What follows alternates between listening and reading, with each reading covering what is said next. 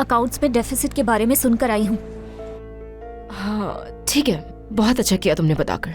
अगर तुम्हें इस बारे में और कुछ पता चले तो मुझे फौरन कॉल करके बता देना, मैं इंतजार करूंगी। हाँ क्यों नहीं, कुछ पता चलता है तो कॉल करती हूँ। ठीक है, याद से।